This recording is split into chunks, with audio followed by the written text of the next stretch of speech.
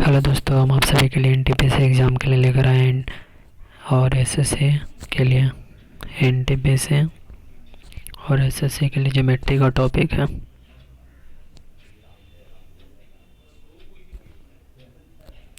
पहला प्रश्न देखिए।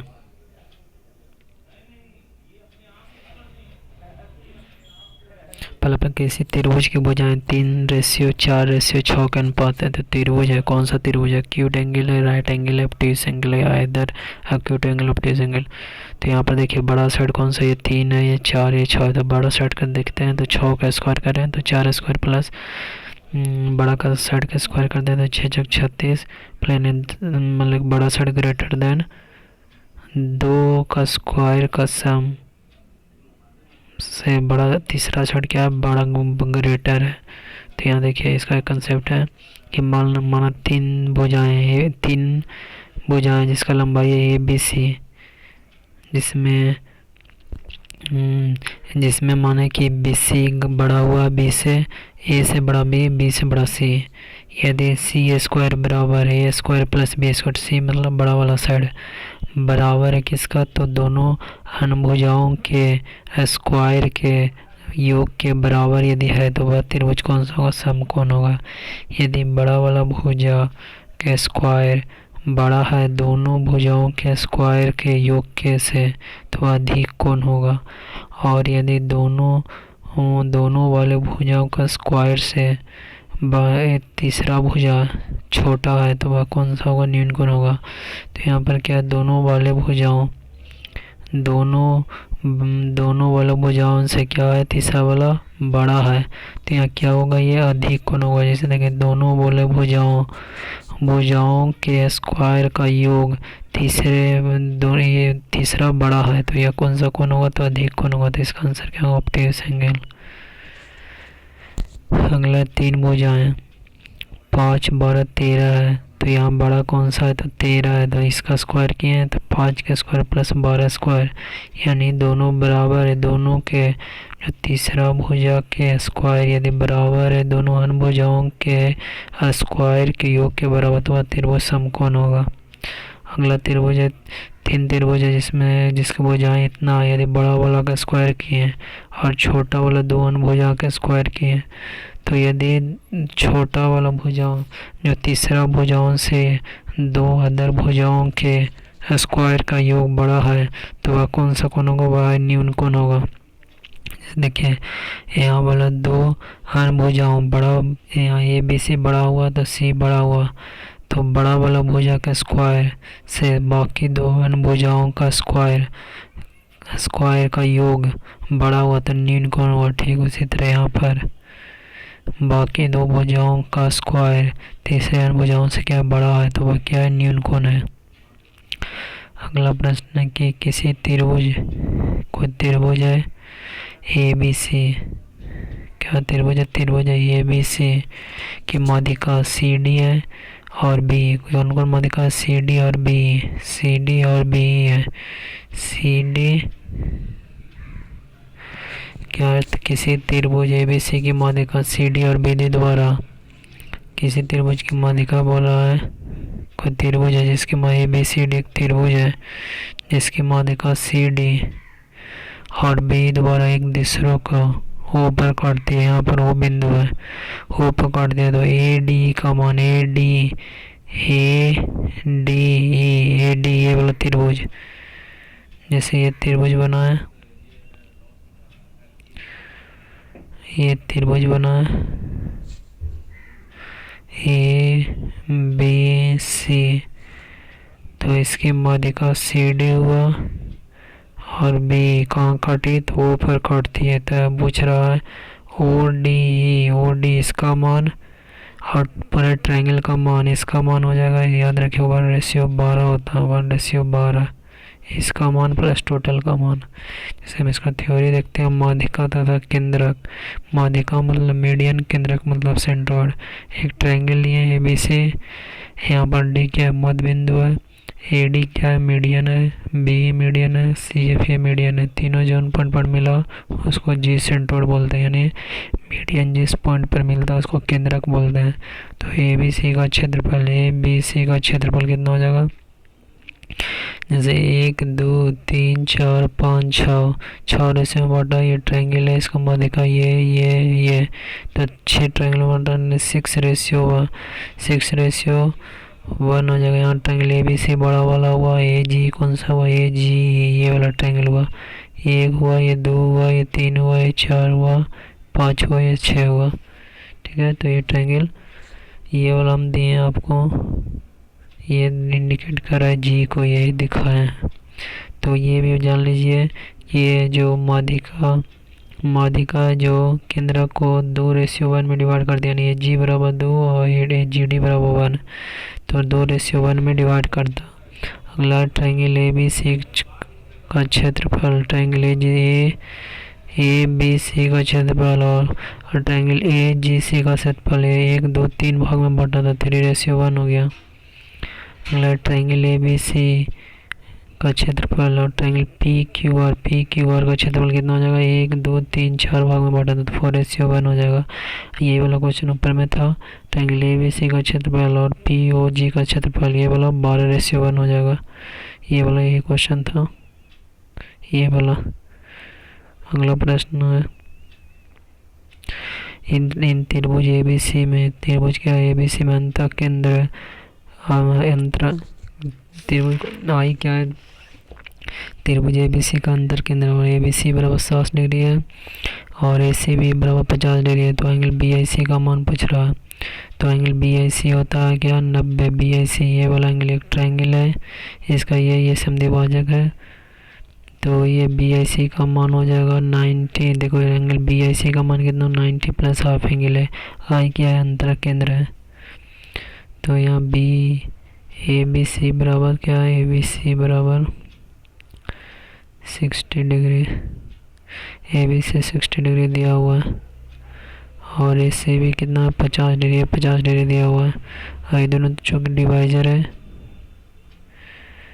तो कितना हो जाएगा, बी आई सी बराबर, तो ये इसका मान 60 है, इसका मान 50 है, तो टोटल ट्रायंगल का सम 180 डिग्री होता है, तो ये 70 हो जाएगा।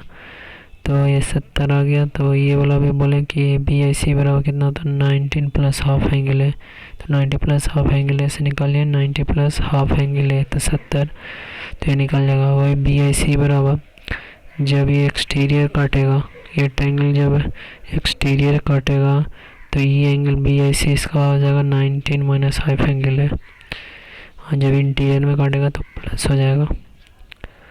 ठीक उसी तरह इसका बी आई सी बराबर कितना हो जाएगा, ये एंगल, तो ये का आधा हो जाएगा, ये का आधा। अगला ट्रायंगल है, ट्रायंगल ए बी सी में अंतर केंद्र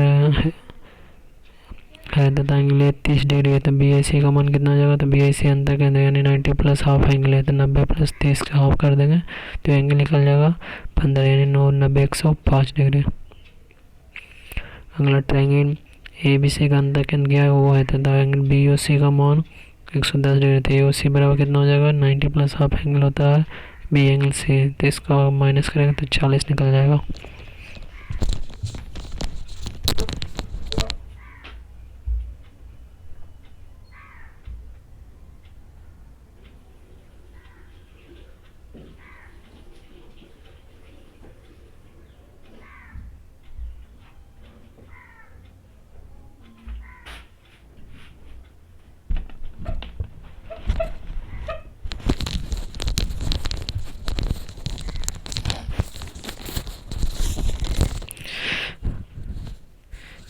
क्वेश्चन है, ट्रायंगल ए बी सी में एंगल बी और सी के आंतरिक समद्विभाजक ओ पर प्रतिच्छेद करती है। एंगल बी और सी बराबर कितना है, 102 डिग्री है, तो बी ए सी का मान पूछ रहा है। तो जानते हैं कि ये जब अंदर काटता है तो बी और सी बराबर कितना होता है, 90 प्लस हाफ एंगल है, तो ये दिया हुआ है, तो इस एंगल ए का मान निकालिए, ये इधर जाएगा तो 12 बच गया, इसको गुना किए तो 24 डिग्री हो जाएगा। अगला रेक्टेंगल एबीसी में एंगल बी और सी के बाह्य संधिभाजक बिंदु पी पर मिल जाए तो बाह्य संधिभाजक में क्या होता है, माइनस हो जाता है। ई वाला एंगल, इसका एंगल निकालना है तो बी 90 माइनस हाफ एंगल हो जाता है, तो इससे निकाल लिया। अगला प्रश्न है ए बी सी में का परिकेंद्र O है। यदि बी ए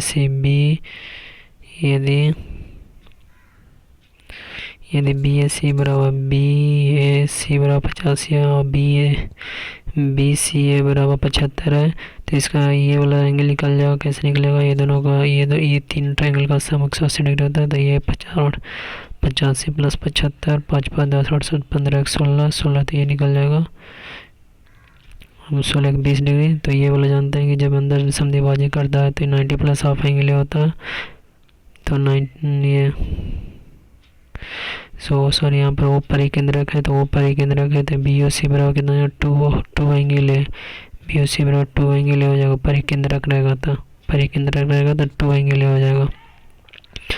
अगला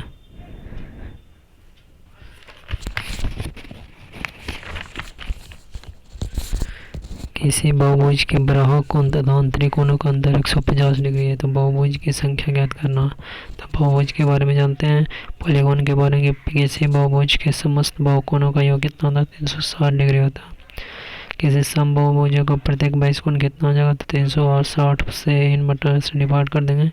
इन यहाँ क्या है, तो भुजाओं की संख्या हो जाएगा। किसी बहुभुज के समस्त अंतःकोणों का योग कितना होता है, तो अंतःकोणों का योग होता है एन, जितना भुजा रहा है उसमें से 2 का माइनस कीजिए और 180 से गुना कीजिए। अगला किसी समबाहुभुज का प्रत्येक अंतःकोण कितना होगा, तो अंतःकोण निकालने के लिए प्रत्येक अंतःकोण तो n - 2 × 180 से समस्त कोणों का योग निकलता है, उसमें से n से डिवाइड करेंगे तो प्रत्येक कोण का मान निकल जाएगा। और किसी बहुभुज के विकर्णों की संख्या कितना हो जाता है, n 3/2 हो जाएगा। और आंतरिक प्लस बाह्य कोण का योग कितना होता है, 180 डिग्री होता है। तो यहाँ पर क्या दिया था कि बाह्य का आंतरिक बृहद आंतरिक कोण का अंतर कितना दिया था, 150 डिग्री दिया था, ये अंतर दिया था। और दोनों का हम जानते हैं कि योग होता है 180 डिग्री, तो यहाँ से आंतरिक कोण निकल गया और बाह्य कोण निकल गया। तो पूछ रहा है कितना कि बहुभुज की भुजाएं कितना है, तो बहुभुज की भुजाएं कितना है 360/n। कोण कितना है 15 डिग्री, तो कोण कितना हो जाएगा 360/n। तो कोण कितना, यहाँ कुछ पूछ रहा है कि किसी बहुभुज के बाह्य कोण तथा आंतरिक कोण का अंतर इतना है, तो बहुभुज की भुजाओं का संख्या ज्ञात करें। तो कोण का मान यहाँ आई बराबर है, मतलब कि क्या किसी बहुभुज के समस्त कोणों का योग 360 डिग्री है। किसी समबाहुभुज के प्रत्येक 22 कोण का यह फार्मूला था, कितना 22 कोण का फार्मूला है, तो यहाँ से हम डिवाइड करके निकाल देंगे। अगला किसी बहुभुज में बाह्य कोण तथा अंतःकोण का अनुपात इतना है। बहुभुज में भुजाओं की संख्या, तो अंतःकोण प्लस बाह्य कोण का योग 180 डिग्री होता है, तो बाह्य कोण 36 डिग्री निकल जाएगा। तो भुजाओं की संख्या कितना हो जाएगा 360/n। यहाँ भी फार्मूला था कि किसी समभुजा का प्रत्येक 22 कोण निकालने के लिए क्या करते हैं, 360 में n से डिवाइड करते हैं। n क्या है, भुजा की संख्या। और बहुभुज के समस्त अंतःकोणों का योग कितना होता है, तो n - 2 × 180, और प्रत्येक को डिवाइड करते हैं। अगला किसी बहुभुज के आंतरिक कोण का योग इतना है, तो बहुभुज की संख्या ज्ञात कीजिए। तो आंतरिक कोणों का योग कितना बोले थे, n - 2 × 180 बराबर 140 14 40। तो n का वैल्यू यहाँ से निकल जाएगा। n क्या है, बहुभुज के भुजाओं की संख्या हो जाएगा। अगला यदि किसी समबाहुभुज के सभी अंतःकोणों का जोड़ 14 समकोण है, तो उसकी भुजाएं कितना था, अंतःकोणों का जोड़ ये का फार्मूला होता है n - 2 × 180 बराबर 14 समकोण मतलब 90 डिग्री हुआ, तो इसका योग के बराबर हुआ, इसके मल्टीप्लाई के योग के बराबर। मतलब कि इसका क्या हो गया, मल्टीपल के बराबर होगा इसका भुजा। क्या करना, यदि किसी समबाहुभुज के सभी अंतःकोणों का जोड़ 14 समकोण के हो, तो उसको सभी अंतःकोणों का जोड़ कितना हो, 14 समकोण के बराबर। तो इसको दोनों को इक्वेट किए बराबर करें। यदि किसी बहुभुज में विकर्णों की संख्या 35 है, तो बताओ उस बहुभुज में कितनी भुजाएं। तो विकर्णों के लिए फार्मूला n - 3/2, तो इससे निकालेंगे n - 3/2 इधर 70 गया, फिर n² - 3n बराबर 70, n का वैल्यू 10।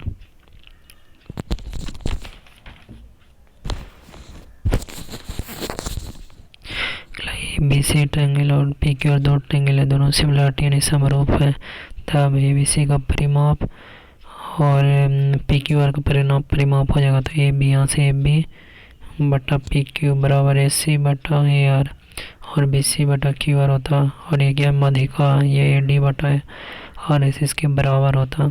और क्षेत्रफल कितना हो जाएगा, ए बी सी का क्षेत्रफल और पी क्यू आर का क्षेत्रफल, तो दोनों का मतलब भुजा का स्क्वायर, इधर से ए बी लिए इधर से पी क्यू का स्क्वायर, ए सी का स्क्वायर तो पी आर स्क्वायर, इधर से बी सी लिए तो इधर से क्यू वाले क्यू आर का स्क्वायर, इधर मीडियन लिए तो ए डी का स्क्वायर एंड पी एस करो, यहाँ मीडियन देखें।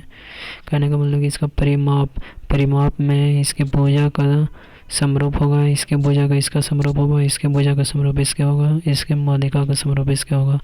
और वही जब इसके क्षेत्रफल में रहेगा तो इसका स्क्वायर इसके स्क्वायर के बराबर, इसका स्क्वायर इसके बराबर, इसका स्क्वायर इसके बराबर समरूप हो जाएगा। जैसे देखिए यहाँ पर दिया दो समरूप त्रिभुजों का परिमाप क्रम से इतना सेंटीमीटर और इतना सेंटीमीटर, यदि पहले त्रिभुज की भुजा इतना है तो दूसरे त्रिभुज होगा तो परिमाप इतना, परिमाप 1 बटा परिमाप 2, पहले त्रिभुज का भुजा बटा दूसरे त्रिभुज का भुजा, परिमाप 1 दिया हुआ, परिमाप 2 दिया, पहले त्रिभुज की भुजा बटा दूसरे त्रिभुज का नॉन भुजा है तो इसी का वैल्यू निकल जाएगा। अगला triangle A B C P Q R दिया गया है, यदि एरिया दोनों का इतना है तो पी आर बराबर इतना, तो जब एरिया दिया रहेगा तो इस दोनों का क्या होता है, भुजा का स्क्वायर होता है, पी आर स्क्वायर बटा ए सी स्क्वायर। तो इसका वैल्यू दिया हुआ है 256 और 441, इधर ये एक भुजा दिया हुआ है 12, तो इसके से स्क्वायर करके हम निकाल लेंगे, इसका एक्स का मान निकाल लेंगे। अगला वृत्त की दो समानांतर जिबाएँ ए बी तथा सी डी क्रमशः 48 सेंटीमीटर 14 सेंटीमीटर तथा वृत्त की त्रिज्या 25 सेंटीमीटर। तो बताओ इन जिबाओं के मध्य की दूरी जब दोनों जिबाएँ केंद्र के विपरीत में क्यों रहो, जब दोनों जिबाएँ केंद्र की तरफ हो, तो जब विपरीत में रहेगा तब केंद्र की तरफ में रहेगा तब। तो दो जिबाएँ जिसका लंबाई कितना है, एक का 48 सेंटीमीटर है, एक का 14 सेंटीमीटर है, और इसका क्या है, इन दोनों जीवाओं के बीच की दूरी ज्ञात करें। इसका त्रिज्या क्या 25 सेंटीमीटर, तो ये जीवा ये है, तो इससे जब केंद्र से डालते हैं बिंदु तो यहाँ परपेंडिकुलर होता है, 25 है या 24 है, तो 25 है,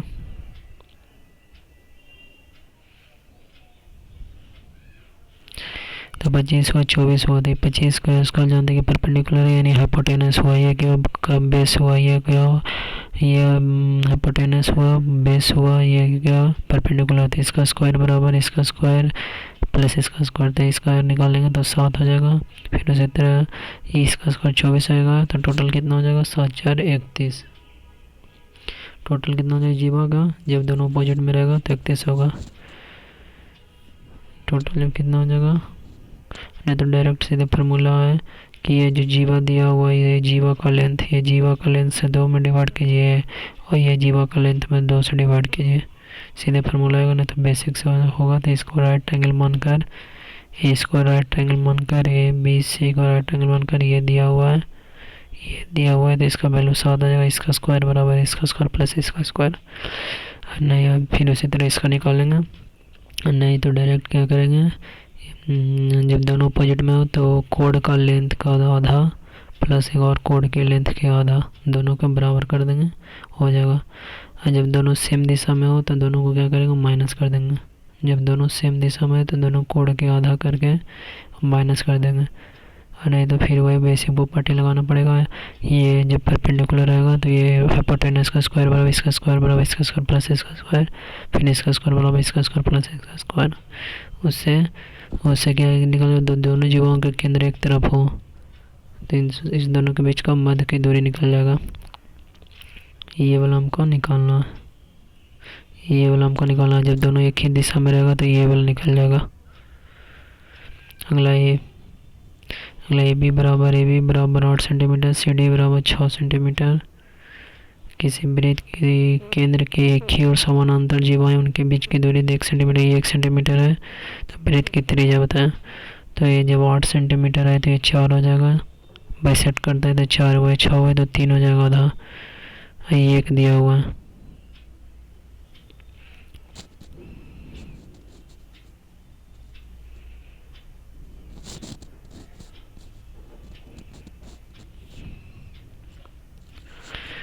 क्या दिया हुआ, 3 दिया हुआ।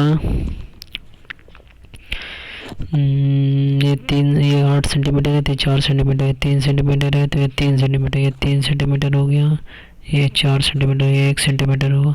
ये एक्स मान है तो एक्स प्लस 1 के होल स्क्वायर बराबर कितना हो जाएगा, एक्स प्लस 1 का होल स्क्वायर प्लस 3 के स्क्वायर बराबर रेडियस के स्क्वायर हो जाएगा। फिर उसके बाद छोटकट ट्रायंगल में जाएंगे, छोटकट ट्रायंगल में जाएंगे तो क्या होगा, एक्स का स्क्वायर प्लस 4 का स्क्वायर बराबर आर के स्क्वायर। यहाँ से एक्स का वैल्यू दोनों को इक्वेट करके एक्स का मान निकल जाएगा, उससे फिर निकाल लेंगे। अगला, किसी वृत्त की 2 समानांतर जीवाएं,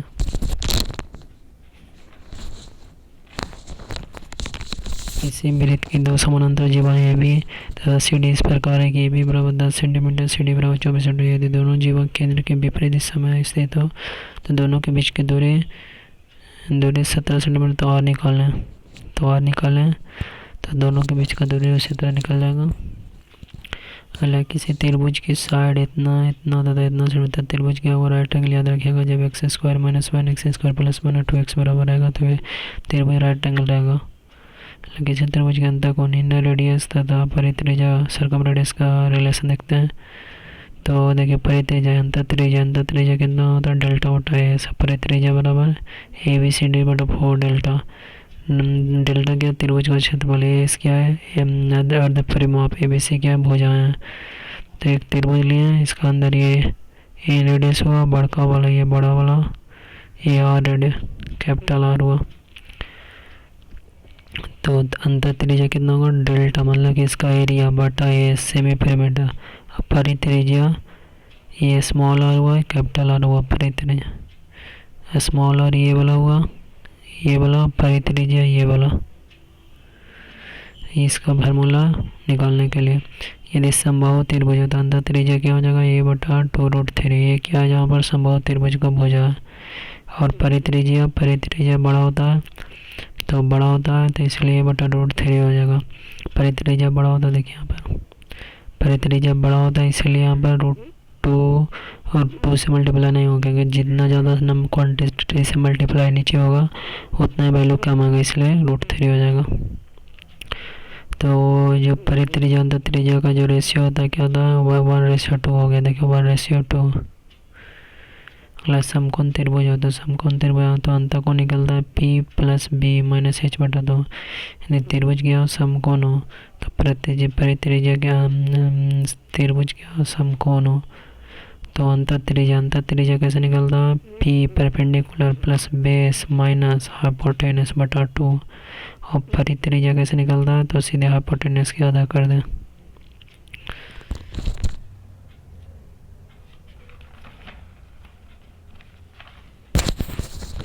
जैसे यहाँ पे एक समकोण त्रिभुज जिसकी परिवृत्त तथा अंतःवृत्त की त्रिज्या कम से परिवृत्त और अंतःवृत्त की त्रिज्या इतना दिया था, त्रिभुज का भुजा ज्ञात करें। तो परिवृत्त हो गया यानी h/2 बराबर 15, तो h बराबर 30 हो गया। और त्रिभुज की भुजाएं और अंतःवृत्त की जानना होता है P + B - H/2 बराबर 6 दिया था। P + B H बराबर 30 यानी P + B बराबर 30 हो गया था। त्रिभुज की भुजाएं ज्ञात करें तो P + B बराबर क्या होगा, 42। अगला, समकोण त्रिभुज का परिकेंद्र स्थित होता है। समकोण त्रिभुज के परिकेंद्र इनसाइड द ट्रायंगल या आउटसाइड द ट्रायंगल या ऑन द मिड पॉइंट या ऑन द वर्टेक्स।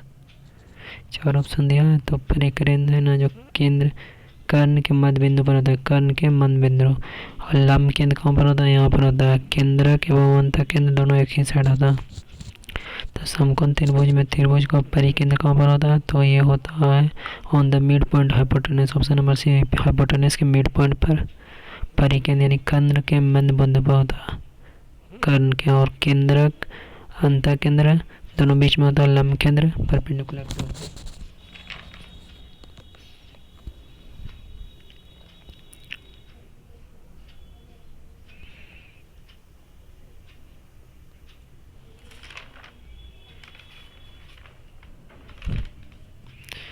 अगला, समकोण ट्रायंगल ABC का कोण एंगल 90 डिग्री है।